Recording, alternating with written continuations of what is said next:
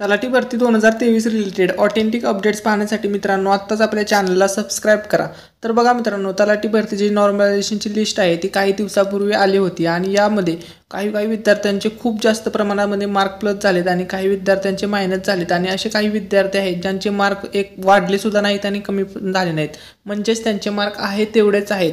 तर बघा मित्रांनो, नॉर्मलायझेशन तलाठी भरती 2023 मध्ये जो काही गैरप्रकार झाला याच्याविषयी मित्रांनो नवीन अपडेट काय आहे।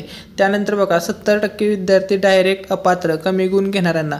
तर बघा जवळपास मित्रांनो नॉर्मलायझेशनची जेव्हापासून लिस्ट लागलेली आहे तेव्हापासून 70% विद्यार्थी असे आहेत मित्रांनो ज्यांना समजलेलं आहे की आपलं सिलेक्शन होईल की नाही, म्हणजे ते अपात्र होणार किंवा नाही।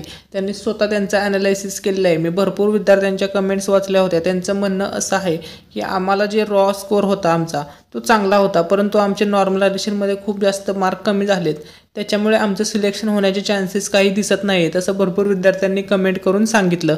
त्यामुळे मित्रांनो जवळपास 70% विद्यार्थ्यांनी त्यांचं स्वतः ॲनालिसिस केलेलं आहे आणि त्यांना कॉमन सेन्स म्हणा किंवा या गोष्टींमधून त्यांना समजलेलं आहे की चान्सेस किती आहेत त्यांचे सिलेक्शन होण्याचे।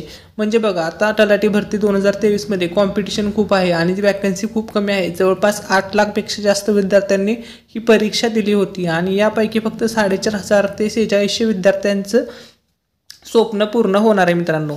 तर बघा आता तलाठी भरती सामान्यकरण आणि त्यानंतर आजच्या व्हिडिओचा महत्त्वाचा टॉपिक तो म्हणजे नॉर्मलायझेशनमध्ये हुशार मुलांवरती अन्याय। तर याविषयी मित्रांनो आजच्या व्हिडिओमध्ये सविस्तर अपडेट देणार आहे।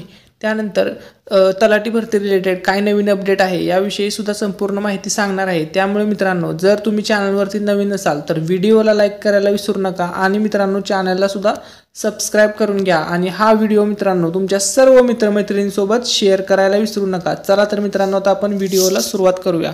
तर बघा जी नवीन अपडेट आलेली आहे किंवा जी नवीन न्यूज आलेली आहे ती तुमच्यासोबत मी या ठिकाणी मित्रांनो शेअर करतोय। तर बघा ही जी पोस्ट आहे मित्रांनो, तर बघा ही रेव्हेन्यू डिपार्टमेंट गव्हर्नमेंट सामान्यीकरण हुशार मुलांवरती अन्याय यांनी ही पोस्ट केलेली आहे। रेव्हेन्यू डिपार्टमेंट गव्हर्नमेंट बघा सामान्यीकरण हुशार मुलांवरती अन्याय, सविस्तर बातमी आपण या ठिकाणी वाचूया।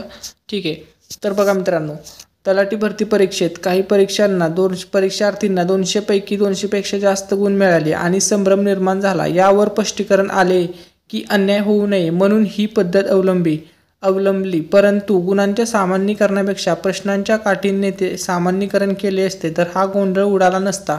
तसेही गुणांचे सामान्यीकरण हे अतार्किक आहे। त्यानंतर बघा पुढे मित्रांनो, कारण हे एकूण परीक्षा शिफ्ट एकूण परीक्षार्थी अधिकतम गुण निम्नतम गुण मिळालेले गुण यावरून काढले जाते, परंतु परीक्षेची पूर्वतयारी असलेले व पूर्वतयारी नसलेले परीक्षार्थी हे सुद्धा काठिण्य पातळी ठरवण्यासाठी अधिक महत्त्वाचे आहे। पूर्वतयारी नसलेल्यांना सोपी परीक्षा सुद्धा कठीण जाणार, म्हणून काय काठिण्य पातळी जास्त आहे असे म्हणायचे काय। त्यानंतर बघा पुढे बघा मित्रांनो सर्व अपडेट आहे याच्यामध्ये।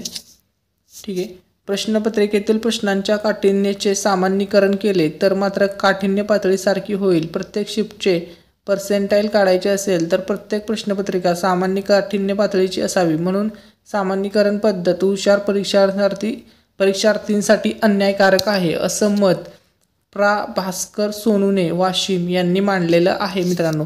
तर हीच नॉर्मलायझेशन संदर्भात मित्रांनो नवीन बातमी आली होती जी मी तुमच्यासोबत शेअर केलेली आहे मित्रांनो। यावरती तुमचा काही डाऊट असेल तर तो तुम्ही कमेंट सेक्शनमध्ये नक्की विचारा।